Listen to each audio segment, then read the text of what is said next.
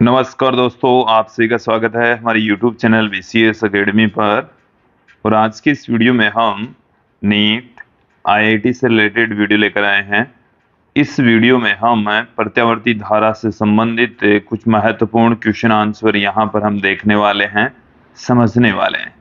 विद्यार्थियों, last videos में भी हमने प्रत्यावर्ती धारा से संबंधित ही न्यूमेरिकल क्वेश्चंस देखे थे। आज हम उनसे आगे के कुछ क्वेश्चंस यहाँ पर सोल्व करने वाले हैं, देखने वाले हैं। आज की इस वीडियो का पहला क्वेश्चन लेते हैं कि दर्शाए गए श्रेणी LCR परिपथ में प्रतिबाधा है। हमारे पास में एक LCR परिपथ है, इसमें 1 हेनरी का प्रेरकत्व है, 20 माइक्रोफेरेड का संधारित्र और 300 ओम का एक रेजिस्टेंस लगा हुआ है। इस परिपथ में 50 वोल्ट की प्रत्यावर्ती वोल्टता जिसकी आवृत्ति 50/पाई हर्ट्ज है। तो हमें यहाँ पर प्रतिबाधा पूछी गई है, तो Z बराबर होता है अंडर में R² प्लस अक्स C माइनस अक्स L का होल स्क्वायर होता है। क्लियर? तो यहां से देखिए R की वैल्यू हमें यहाँ पर सीधी दे रखी है, तो 300 का स्क्वायर हो जाएगा। फिर प्लस में अक्स C और अक्स L हमें यहाँ पर फाइंड आउट करना पड़ेगा।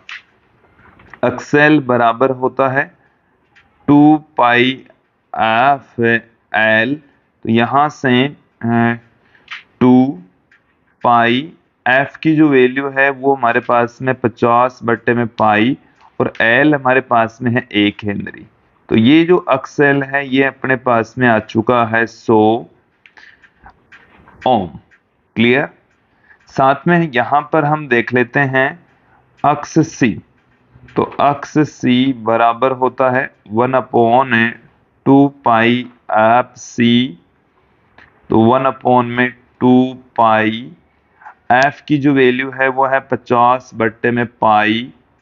C का जो मान है वो है 20 गुणा 10 की घात -6। पाई से पाई कैंसिल हो गया, तो यहां से अपने पास में अक्स C बराबर 10 की घात 6 कैलकुलेट कर लीजिए, ये 100 आ गया और ये अपने पास में अक्स C का मान आ जाएगा 500 ओम। तो यहां से वैल्यू पुट कर देते हैं 500 माइनस 100 का होल स्क्वायर, तो ये अपने पास में Z की जो वैल्यू है वो आ जाएगी 500 ओम। क्लियर? नेक्स्ट क्वेश्चन की ओर बढ़ते हैं कि किसी विद्युत परिपथ में R, L, C एवं AC वोल्टता सभी को श्रेणी क्रम में जोड़ा जाता है। जब L को परिपथ से हटा लिया जाता है तो परिपथ में वोल्टता और धारा के मध्य कलांतर π/3। यदि इसके बजाय परिपथ में C को हटा लिया जाए तो पुनः कलांतर π/3 प्राप्त होता है। तो परिपथ का शक्ति गुणांक क्या होगा?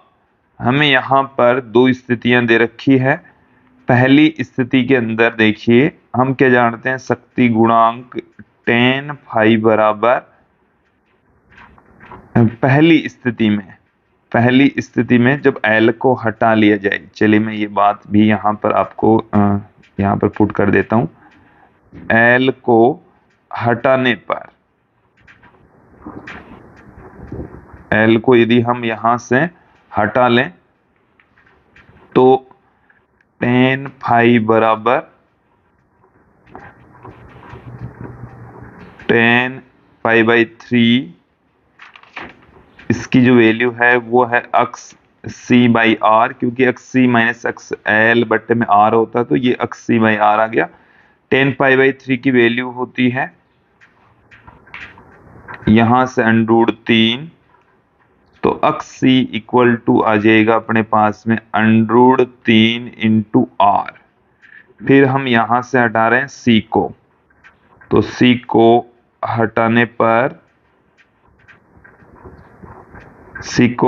पर अपने पास में tan phi बराबर tan π/3 बराबर अक्स L बट्टे में R, और यहां से अक्स L अंडरूड में 3 r आ जाएगा। अब यहां से हम देखेंगे हमारे को परिपथ का शक्ति गुणांक पूछा कोस फाई जो कि r बट्टे में z होता, तो पहले हम z फाइंड आउट कर लेते हैं।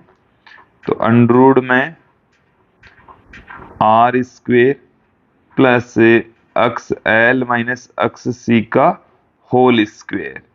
तो r की जो वैल्यू है उसको आप r की टर्म्स में ही रहने दें।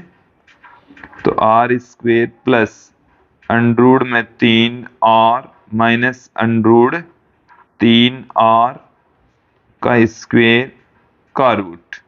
तो यहां से ये जो ब्रैकेट वाली राशि है ये तो 0 हो जाएगी, r के स्क्वेयर का रूट हो जाएगा, तो ये अपने पास में r आ जाएगा।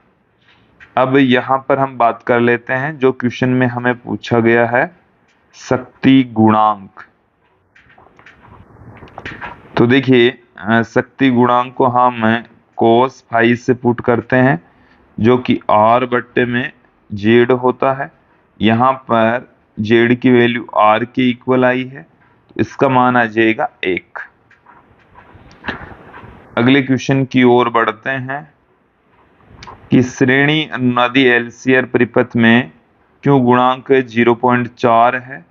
यदि r बराबर 2 किलो ओम, c बराबर 0.1 माइक्रोफेरेड हो तो प्रेरकत्व का मान क्या होगा।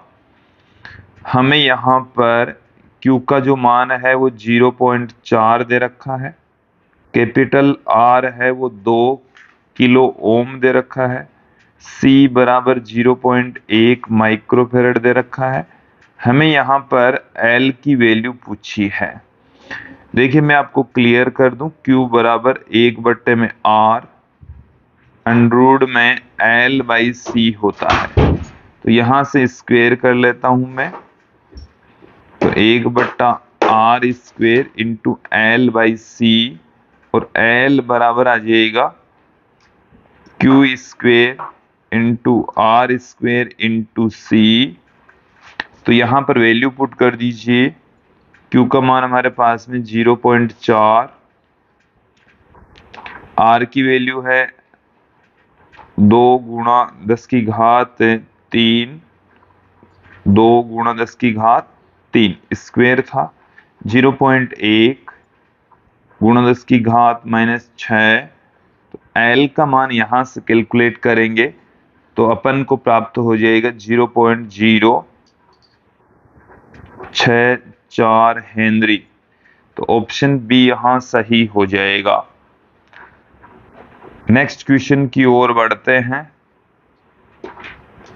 कि 283 वोल्ट शिखर मान की वोल्टता एवं परिवर्तनीय आवृत्ति को उस श्रेणी एलसीआर संयोजन में आरोपित किया जाता है जिसमें कैपिटल R मतलब रेजिस्टेंस 3 ओम, धारिता 400 माइक्रोफेरेड है, तब स्रोत की वह आवृत्ति क्या होगी जिस पर उपरोक्त में अधिकतम शक्ति वेव होगी। देखिए हमें यहाँ पर आवर्ती F की वैल्यू पूछी है, तो जो वोल्टता है उसका शिखर मान Vm हमें यहाँ पर 283 वोल्ट दे रखा है। इसके अलावा R हमें 3 ओम, C हमें यहाँ पर 400 माइक्रोफेरेड, ये वैल्यू यहाँ दे रखी है। अधिकतम शक्ति वेव होगी, तो अधिकतम शक्ति वेव अनुनाद की स्थिति में होती है। तो अधिकतम शक्ति वेव के लिए अधिकतम शक्ति जो वेव है वो अनुनाद की स्थिति में होता है। अनुनाद की स्थिति में होता है। तो अनुनाद की स्थिति के अंदर आवर्ती क्या होती है,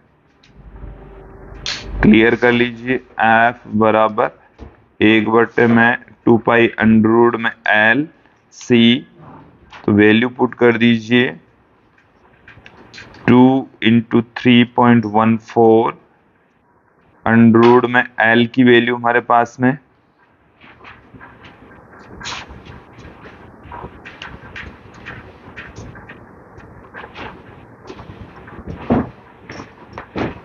इस क्वेश्चन के अंदर हमें यहाँ पर एल की वैल्यू भी दी हुई होनी चाहिए थी, वैसे है बट इसमें बाय मिसप्रिंट ये वैल्यू हमने यहाँ पर रखी नहीं है, तो 25 मिली हेनरी दे रखी है।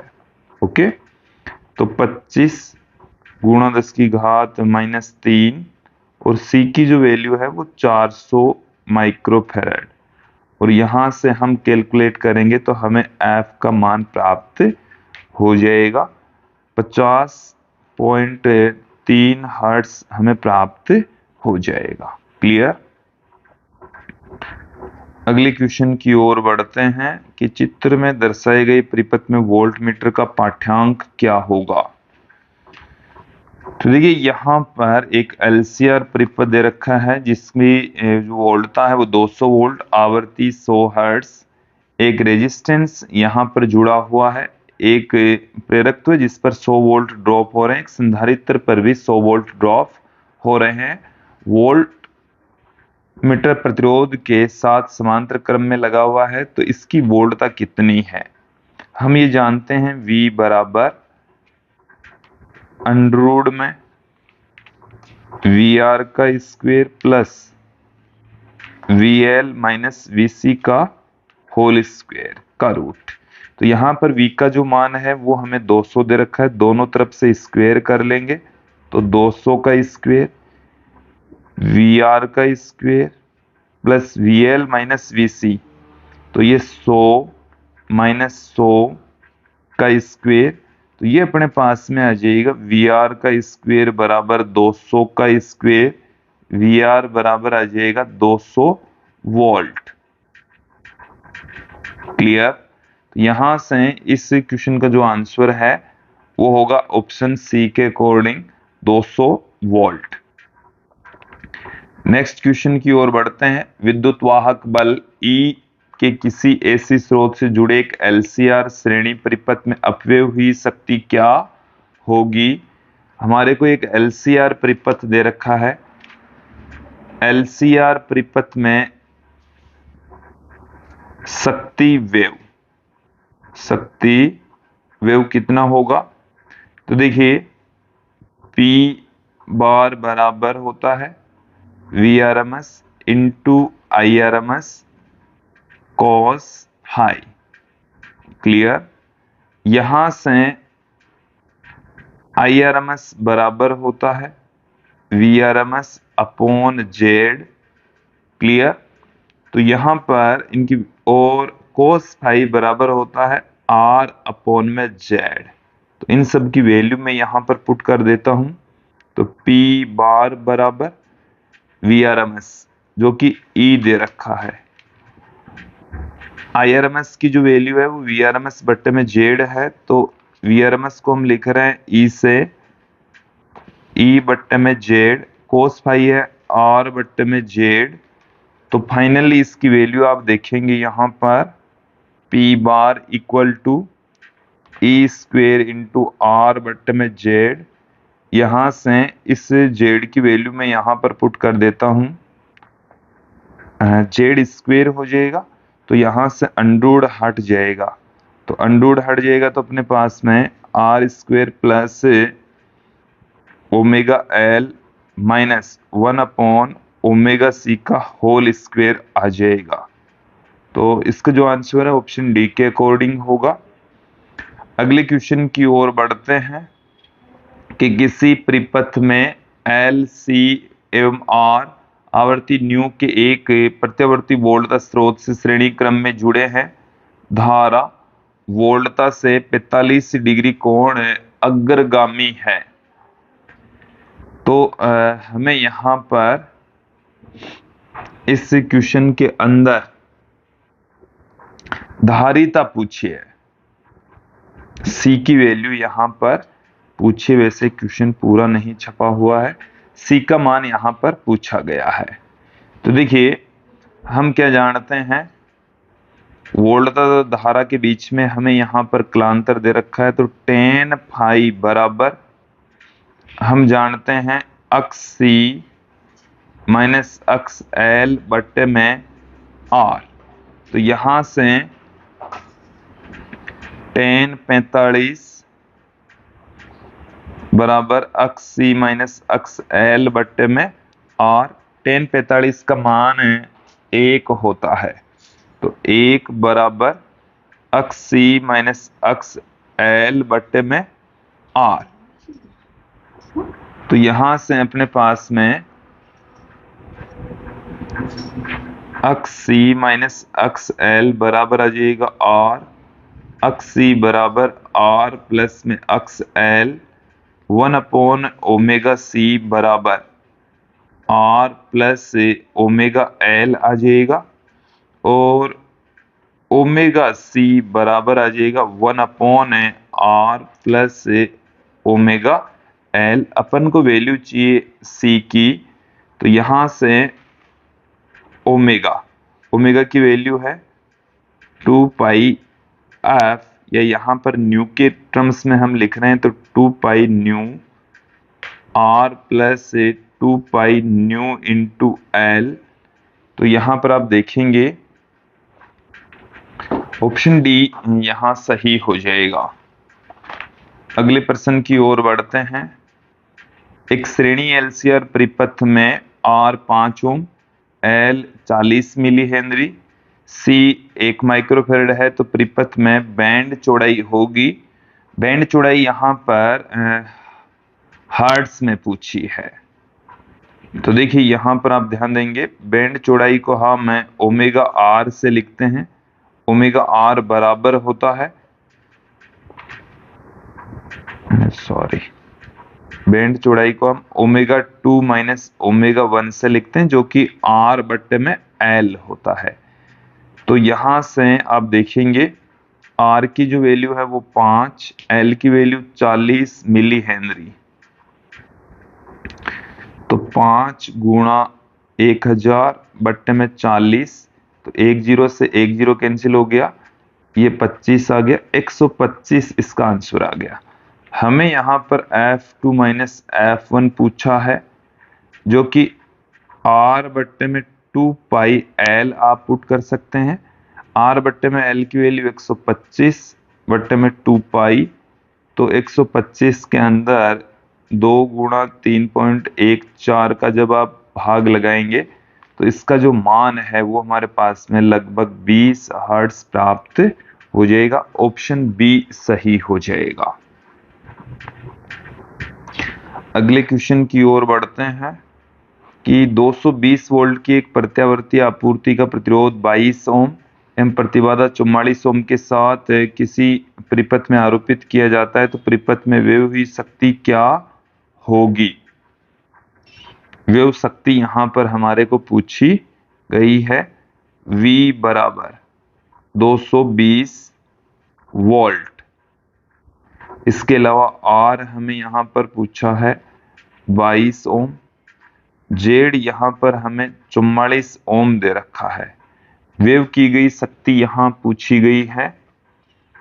तो देखिए वेव की गई शक्ति P बार बराबर VRMS, ये VRMS की वैल्यू ही है, into IRMS cos phi. IRMS की जगह हम पुट कर सकते हैं VRMS अपॉन Z, और cos फाई की जगह हम R अपॉन में Z पुट कर सकते हैं। तो वैल्यू पुट कर दीजिए इन सब की। VRMS का मान हमारे पास में है 220 वोल्ट, तो 220 इंटू 220, R का जो मान है वो 22, और Z की जो वैल्यू है वो हमारे पास में है 44, तो 44 इंटू 44 हमारे पास में आ जाएगा।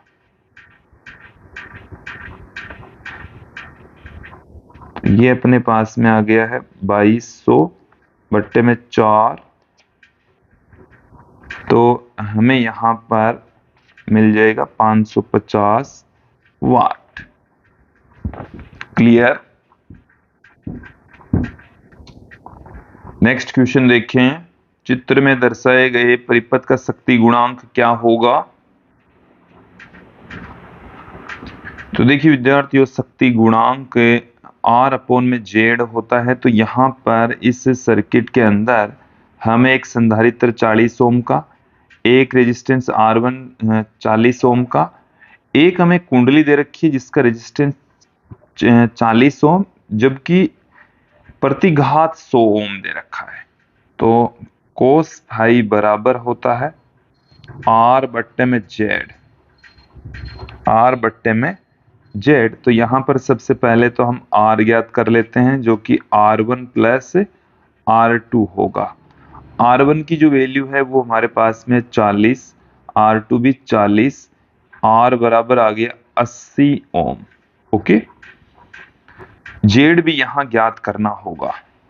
तो देखिए Z बराबर होता है अंडर में R स्क्वेयर प्लस अक्स L माइनस अक्स C का होल स्क्वेयर का रूट। तो यहाँ पर R की जो वैल्यू है वो है 80, तो 80 का स्क्वेयर प्लस अक्स L 100, अक्स C 40, ये अपने पास में है।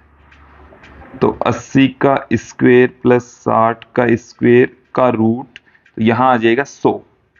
Z की वैल्यू कितनी आ गई? 100। R का मान 80, Z का मान 100, तो ये 4 बट्टे में 5 आ जाएगा, जिसे हम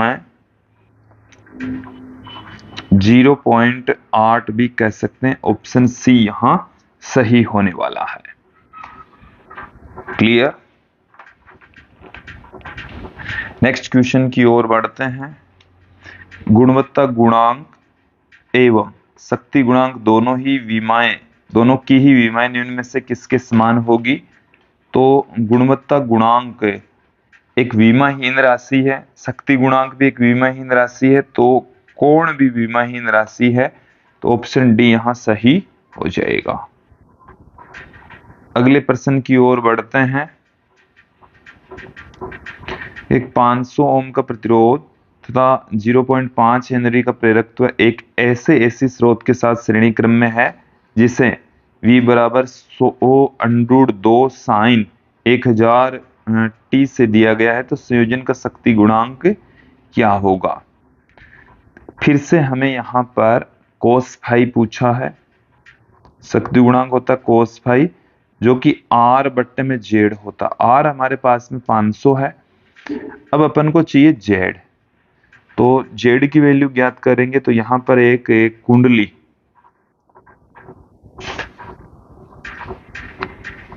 कुंडली दे रखी है, तो उसके लिए Z की वैल्यू ज्ञात करेंगे यहां से। तो 500 का स्क्वायर अक्स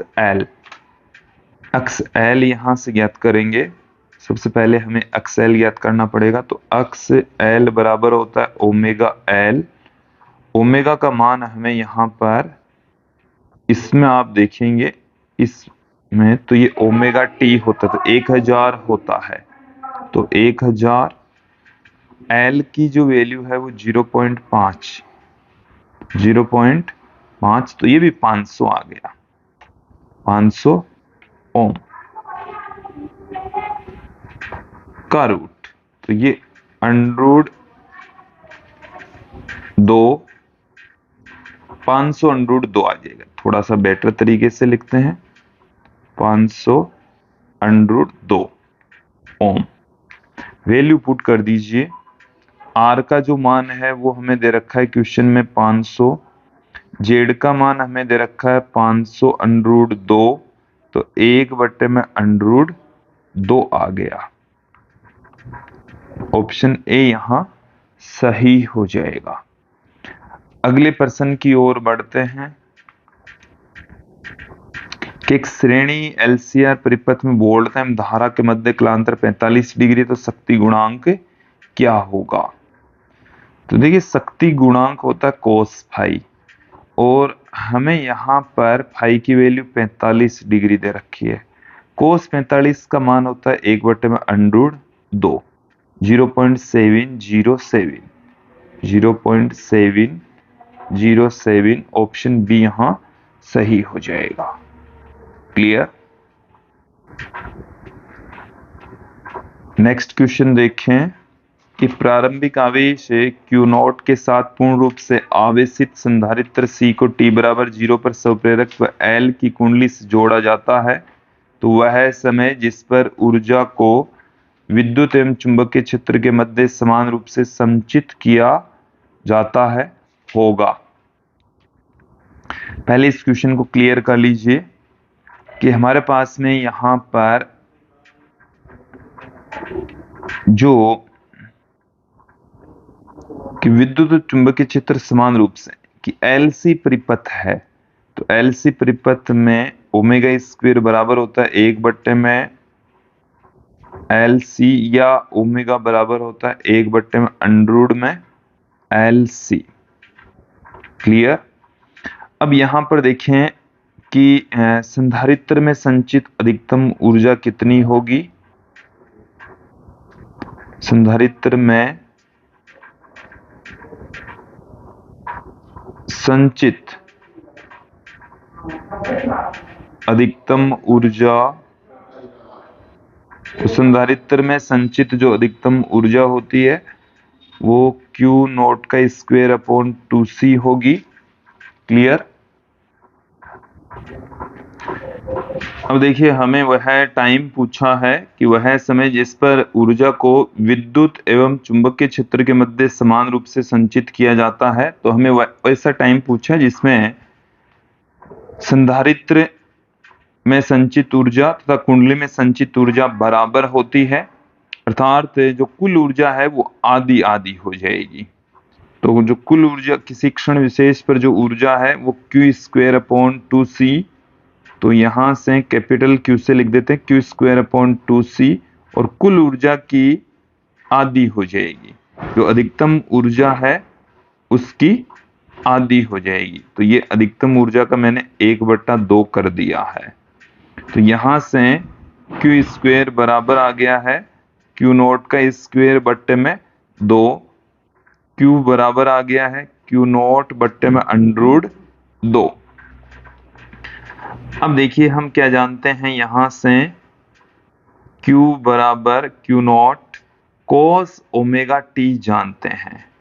यहां से समय निकलेगा तो Q नॉट बट्टे में अंडर 2, आवेश तो इतना हो जाएगा Q not cos omega t, तो Q नॉट से Q नॉट कैंसिल हो जाएगा। cos ओमेगा t का मान अपने पास में यहां से आ जाएगा 1 में अंडर 2। cos ओमेगा t बराबर 1 में अंडर 2, ओमेगा t का मान आ जाएगा π/4, और यहां से समय आ जाएगा अपने पास में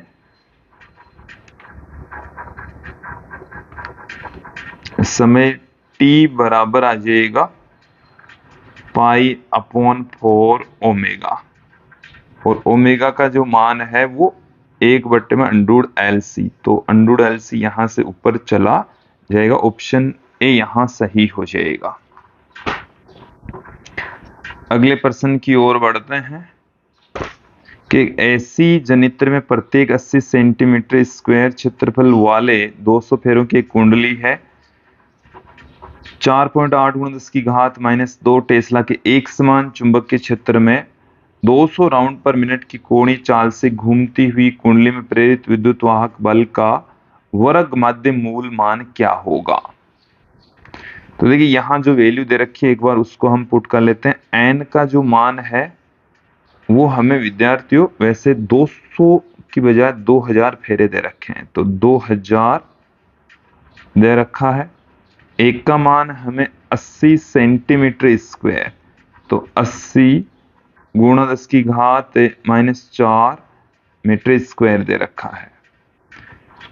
बी का जो मान है वो 4.8 × 10⁻² टेस्ला दे रखा है। न्यू या जो एफ है वो 200 राउंड पर मिनट RPM दे रखा है। इसको आप 200/60 हर्ट्ज भी कह सकते हैं।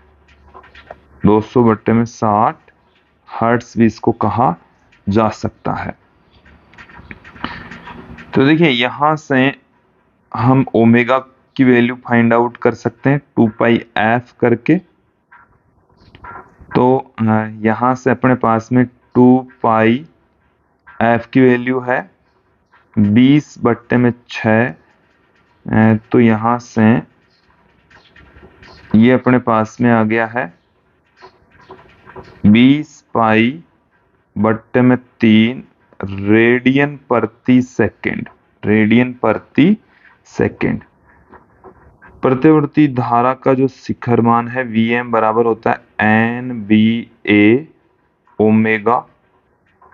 तो n की जो वैल्यू है वो हमारे पास में है 2000।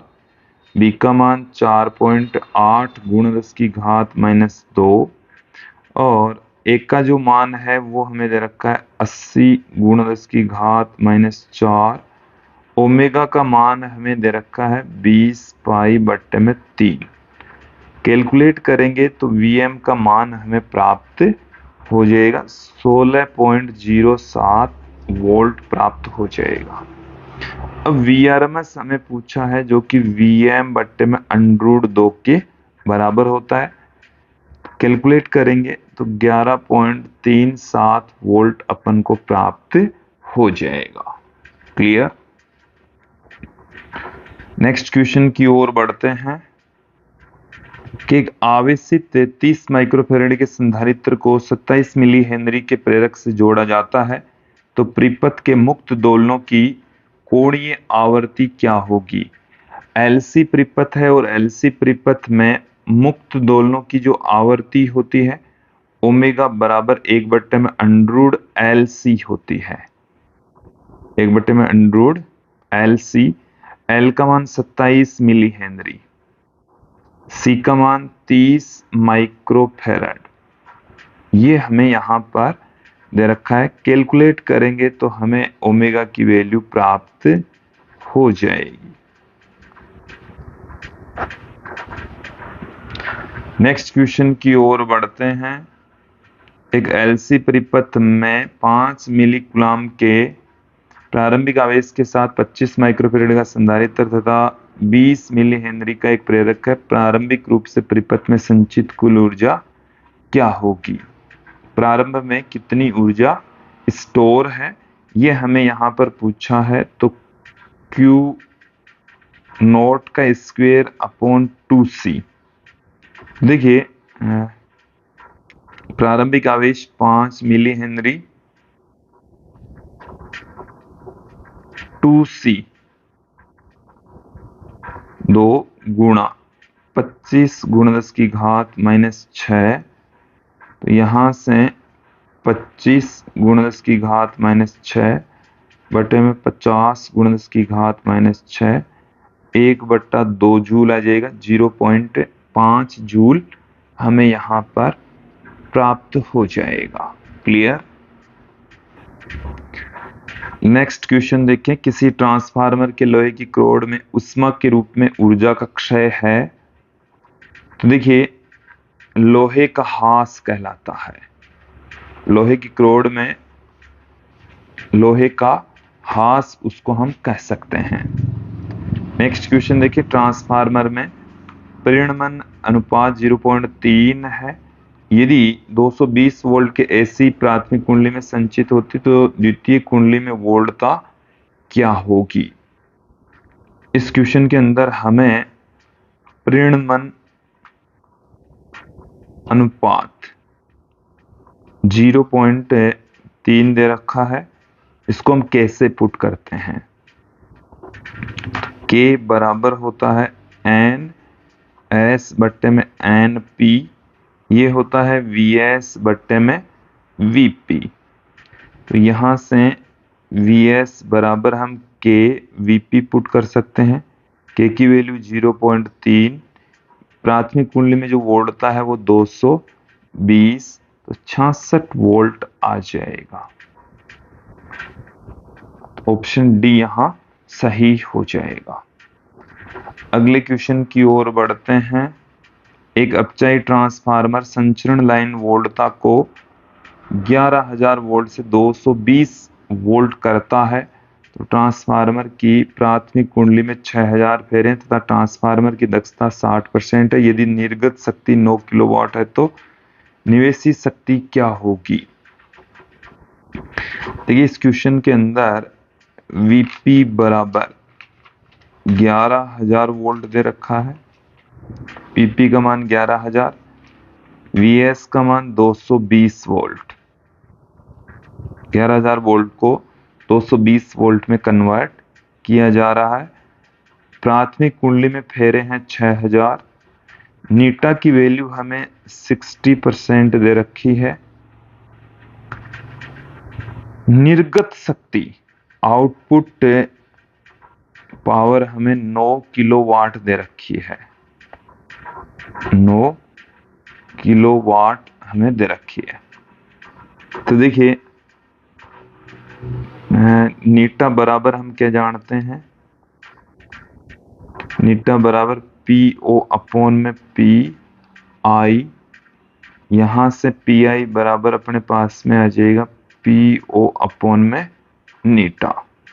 तो 9 गुणा 10 की घात 3 बट्टे में नीटा, नीटा में 60%, तो 60 बट्टे में 100 हमें दे रखा है। तो पी आई बराबर 1.5 गुणा 10 की घात 4, मतलब 15 किलोवाट हमें यहाँ पर दे रखा है। अगले प्रश्न की ओर बढ़ते हैं कि प्रश्न संख्या 90 में द्वितीय कुंडली में फेरों की संख्या क्या होगी। फॉर्मूला मैंने पहले भी पुट कर दिया है कि Vs बट्टे में Vp बराबर होता है Ns बट्टे में Np। तो Ns की वैल्यू पूछी है, Vs बट्टे में Vp इंटू में Np। Vs की वैल्यू 220, Vp की वैल्यू 11,000, Np प्राथमिक कुंडली में फेरों की संख्या 6,000।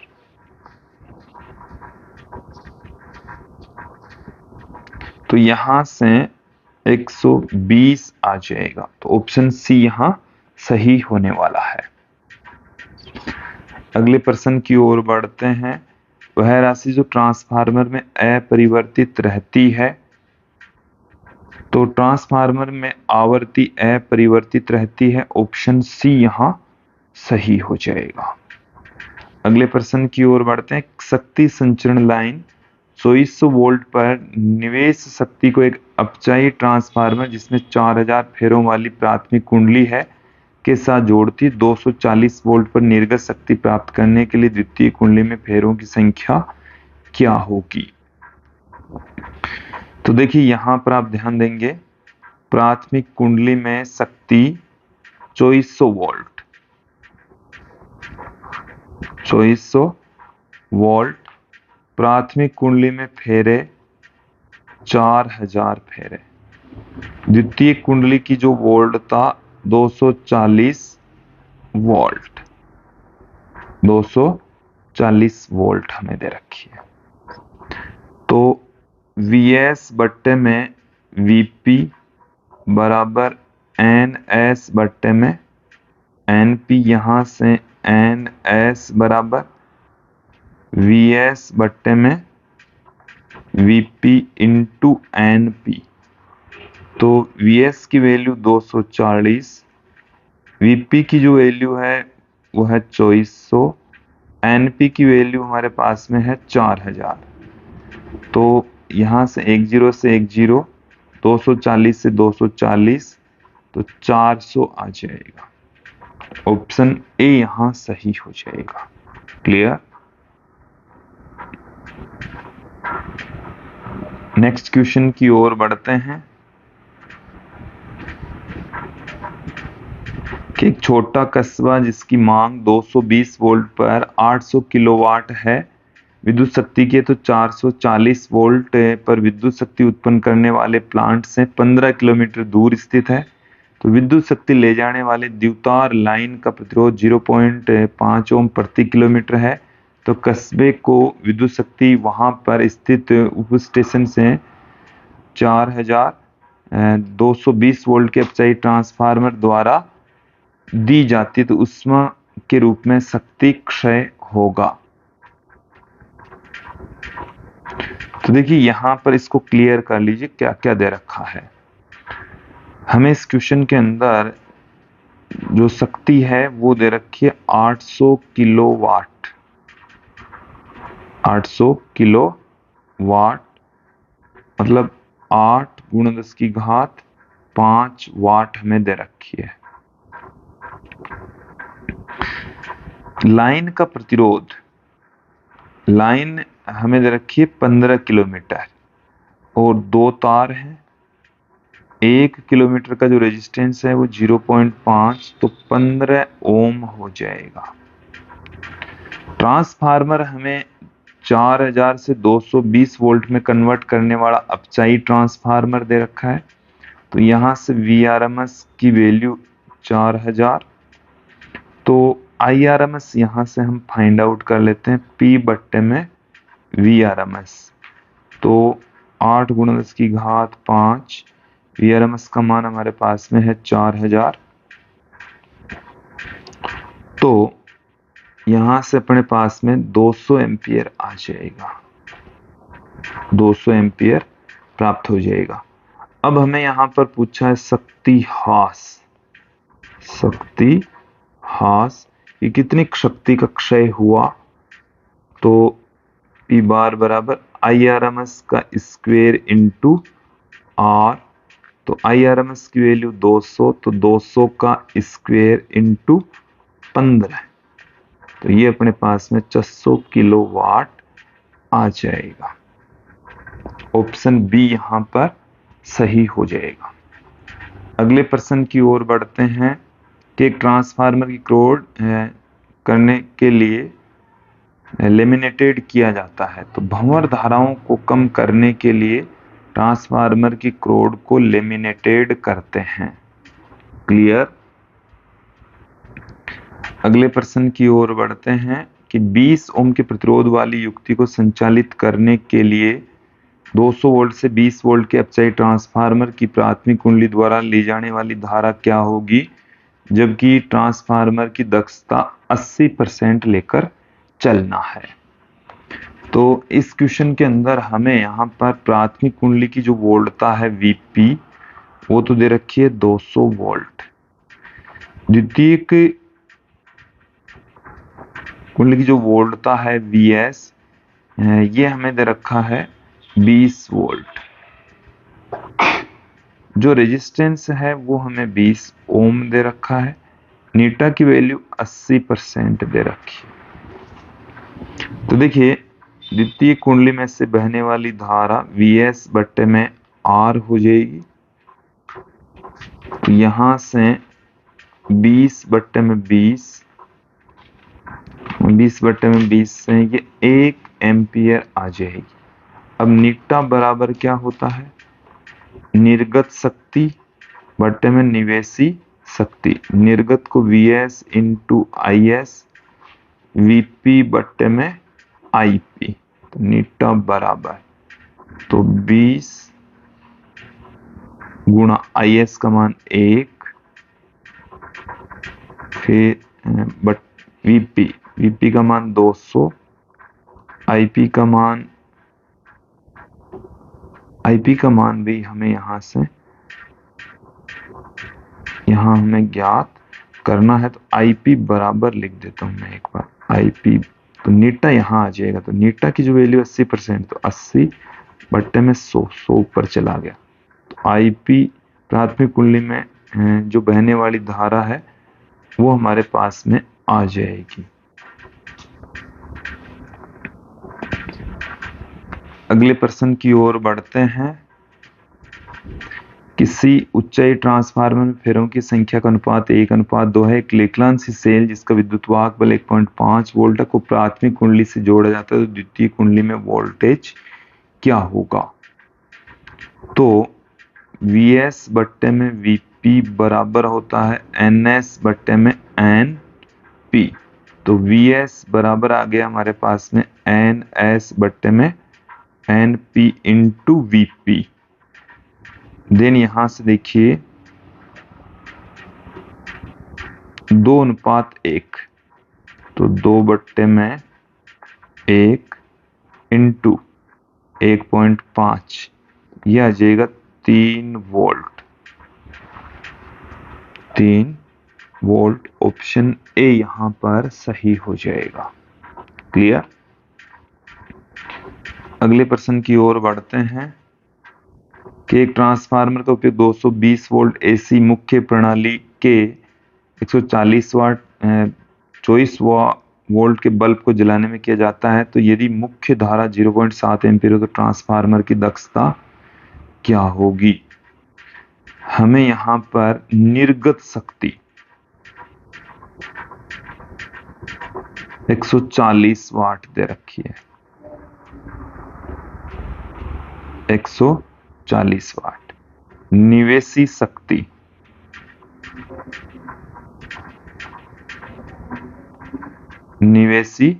शक्ति तो 240 V इंटू आई 0.7, यहां से हमारे पास में निवेशी शक्ति 168 वाट आ जाएगी। अब दक्षता बराबर होता है निर्गत शक्ति बट्टे में निवेशी शक्ति।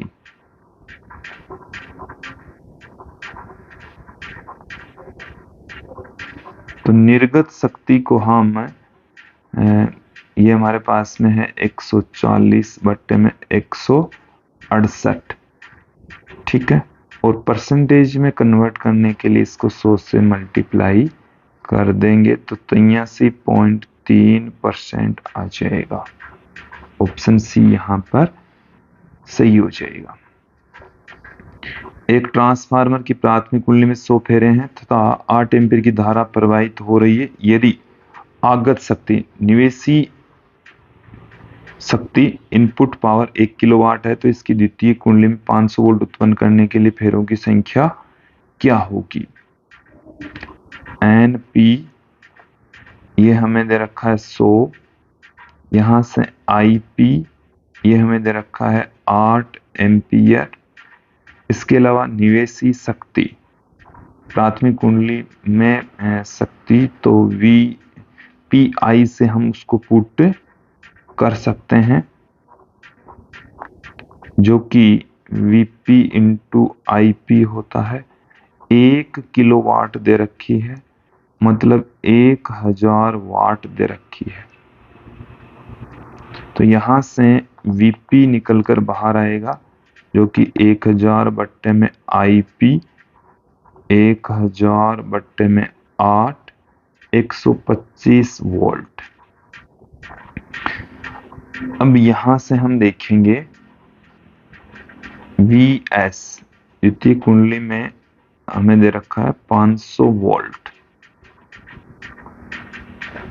अब देखिए किसी आदर्श ट्रांसफार्मर के लिए हम जानते हैं कि NS बट्टे में NP बराबर होता है VS बट्टे में VP।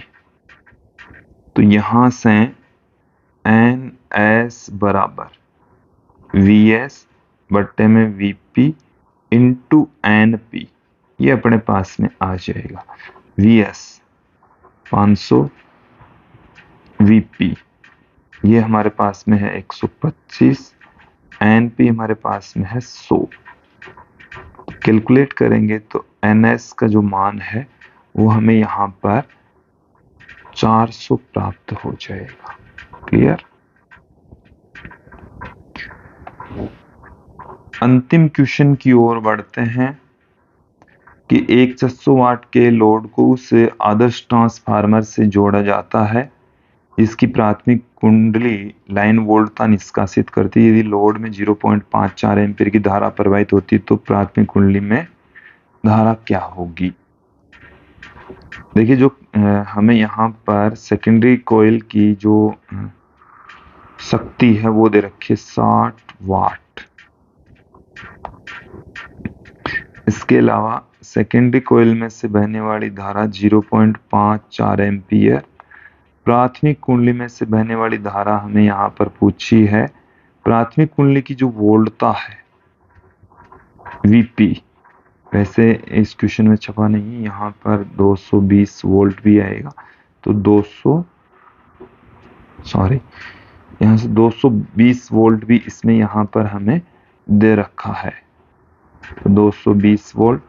तो Vs यहाँ से सबसे पहले हम फाइंड आउट करेंगे, तो PS बट्टे में Is, तो 60 बट्टे में 0.54 कैलकुलेट कर लेंगे, तो हमारे पास में Vs की वैल्यू आ जाएगी।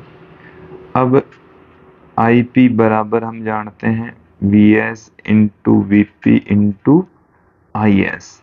Vs का मान 111, Vp का मान 220, Is की जो वैल्यू है वो 0.54, IP का मान यहाँ से कैलकुलेट करेंगे तो 0.27 एम्पियर आ जाएगा।